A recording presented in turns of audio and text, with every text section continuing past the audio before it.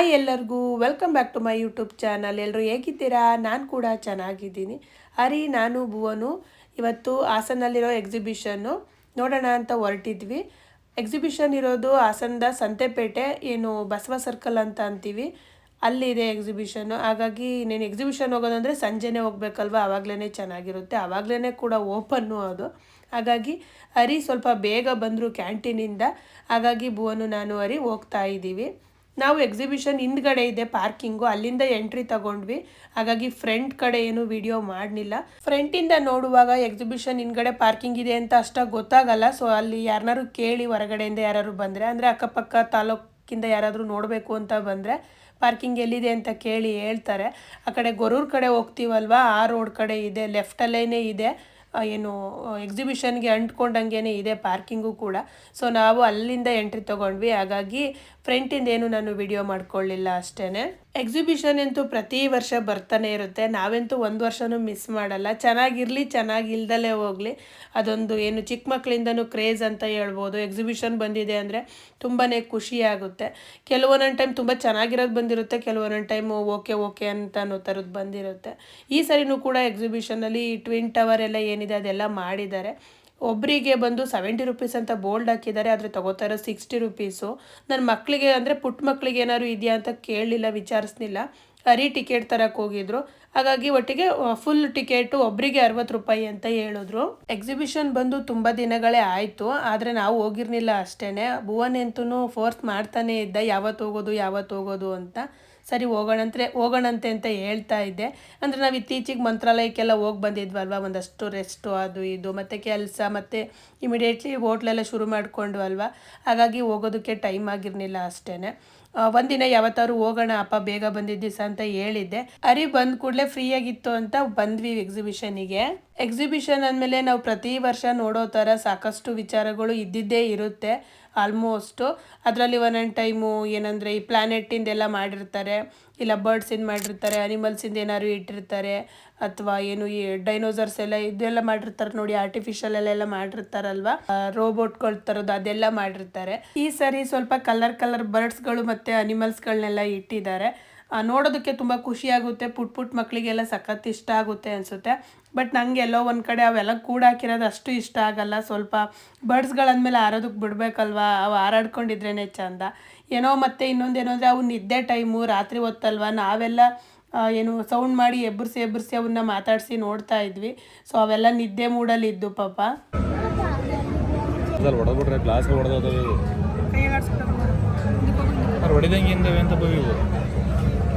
Medicine ಆಗಿರ್ತಾರೆ.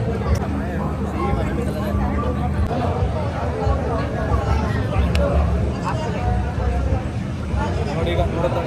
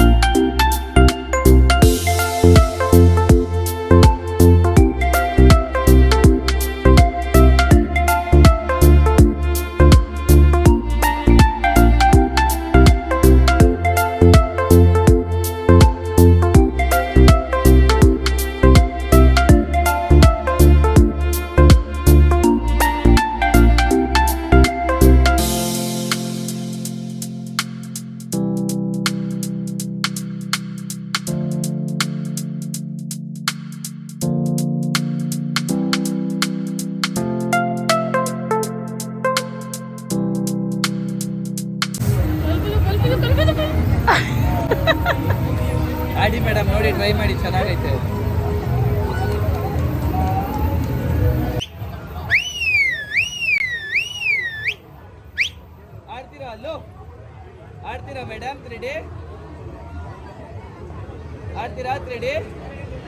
Exhibition ಅಂದಮೇಲೆ ಸಾಕಷ್ಟು ಗೇಮ್ಗಳು ಮತ್ತು ಏನಿರುತ್ತೆ ತಿಂಡಿ ತಿನಿಸುಗಳು ಅನ್ನೋದೇ ತುಂಬ ಅನ್ಕೋತಾ ಇರ್ತೀವಿ. ಸೊ ಇದನ್ನು ಹೊಸ್ದಾಗಿ ಭುವನು ಟ್ರೈ ಮಾಡ್ದೆ. ಅವ್ನು ಯಾವಾಗಲೂ ಟ್ರೈ ಮಾಡಿರಲಿಲ್ಲ, ನಾವು ಕೂಡ ಯಾವಾಗಲೂ ಟ್ರೈ ಮಾಡಿಲ್ಲ ರೀನು ನಾನು. ಇದು 3D ಥರ ಹಾಕ್ಕೊಡ್ತಾರಲ್ವ ಕಣ್ಣಿಗೆ, ಆ ಥರದ್ದು ಏನು ಮೂವಿ ಥರದ್ದು ಏನೋ ಬರುತ್ತೆ ಅನಿಸುತ್ತೆ. ಸ್ವಲ್ಪ ಹೊತ್ತು ಮಾಡ್ದೆ, ಅವನು ಖುಷಿಪಟ್ಟ. ಇರಲಿ ಅವನಿಗೆ ಎಕ್ಸ್ಪೀರಿಯೆನ್ಸ್ ಚೆನ್ನಾಗಿರುತ್ತೆ ಅಂತ ಮಾಡಿಸಿದ್ವಿ ಅಷ್ಟೇ. ಒಬ್ಬರಿಗೆ 100 ರೂಪೀಸ್ ಏನೋ ತೊಗೊಂಡ್ರು.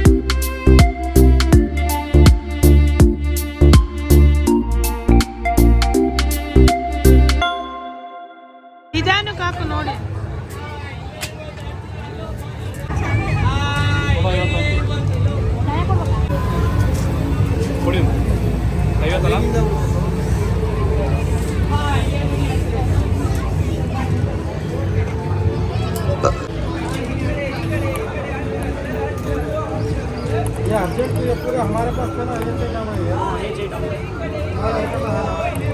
हाँ तो ले नंबर को व्हाट्सएप कर दूंगा बाबू। हाँ करा नोट बड़ा 17 टॉपिक बोलो टॉपिक 17 नहीं निकला टॉपिक जाने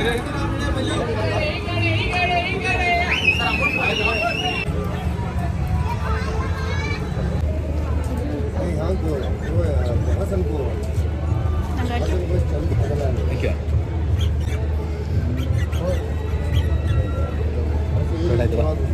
ಕಾರಲ್ಲಿ ಕೂತ್ಕೊಂಡು ಹಾಕ್ಕೊಳಕತ್ತಲ್ವ ಹೋನ ಹೋನ ಹೇಗಿದೆ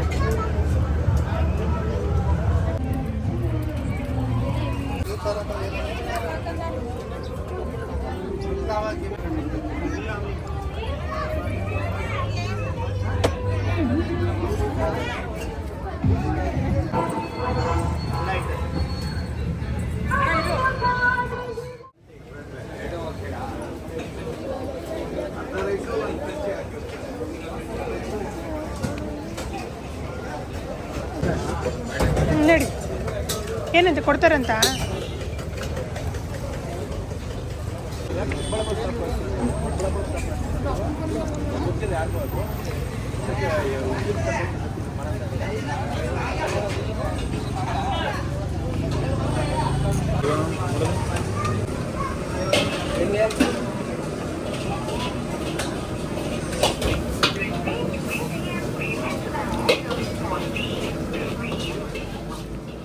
ಎಕ್ಸಿಬಿಷನ್ ಒಳಗಡೆ ಕೆಲವೊಂದು ಸ್ನ್ಯಾಕ್ಸ್ ಐಟಮ್ ಬಿಟ್ಟರೆ ಫುಡ್ ಅನ್ನೋ ಥರ ಯಾವುದೂ ಇಲ್ಲ ಈ ಸತಿಯ ನಾನು ನೋಡಿದ ಮಟ್ಟಿಗೆ.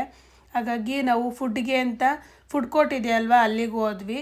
ಅಲ್ಲಿ ನಾನು ಎಗ್ ರೈಸ್ ತೊಗೊಂಡೆ, ಹರಿ ರೊಟ್ಟಿ ಏನೋ ತೊಗೊಂಡ್ರು, ಭುವನು ಕೂಡ ಎಗ್ ರೈಸ್ ತೊಗೊಂಡ. ಅದನ್ನು ಮುಗಿಸ್ಕೊಂಡು ಊಟ ತಿಂದ್ಕೊಂಡು ನಾವು ಮನೆಗೆ ಬಂದ್ವಿ. ಆಲ್ರೆಡಿ 10:30 ಆಗಿತ್ತು. ಸೊ ಮನೆಗೆ ಬಂದ್ವಿ. ಆಲ್ರೆಡಿ ಡ್ಯಾನಿ ಬೇರೆ ಬಡ್ಕತ್ತಾ ಇದ್ದ. ಫ್ರೆಂಡ್ಸ್, ಎಕ್ಸಿಬಿಷನ್ ಚೆನ್ನಾಗಿಲ್ವಾ ಅನ್ನೋದಕ್ಕಿಂತ ಫ್ಯಾಮಿಲಿ ಜೊತೆ ಒಂದು ಟೈಮ್ ಪಾಸ್ ಮಾಡೋದಕ್ಕೆ ಒಂದು ಜಾಗ ಅಂತ ಹೇಳ್ಬೋದು. ಸೊ ಈ ಥರದ್ದೆಲ್ಲ ಏನು ವರ್ಷಕ್ಕೆ ಒಂದ್ಸರಿ ಬರೋದಲ್ವಾ, ಹೋಗಿ ಬರ್ಬೋದು ಅಂತ ಅನಿಸುತ್ತೆ. ಮಕ್ಕಳು ಕರ್ಕೊಂಡು ಹೋಗಿ ಬರ್ಬೋದು. ಸೊ ಇದು ನಮ್ಮದು ಎಕ್ಸಿಬಿಷನ್ಗೆ ಹೋಗಿ ಬಂದಿದ್ದು ವಿಡಿಯೋ ಆಗಿತ್ತು. ಯಾರಿಗೆಲ್ಲ ವಿಡಿಯೋ ಇಷ್ಟ ಆಯಿತು, ವಿಡಿಯೋಗೆ ಒಂದು ಲೈಕ್ ಕೊಡೋದನ್ನು ಮರಿಬೇಡಿ. ಹಾಗೆ ಹೊಸದಾಗಿ ನನ್ನ ಚಾನಲ್ನ ನೋಡ್ತಾ ಇರೋರು ಚಾನಲ್ನ ಸಬ್ಸ್ಕ್ರೈಬ್ ಮಾಡಿಕೊಂಡು ಸಪೋರ್ಟ್ ಮಾಡಿ. ಥ್ಯಾಂಕ್ ಯು ಸೋ ಮಚ್ ಇಷ್ಟ ತನಕ ವಿಡಿಯೋ ನೋಡಿದ್ದಕ್ಕೆ. ಎಲ್ಲರಿಗೂ ಬಾಯ್ ಬಾಯ್.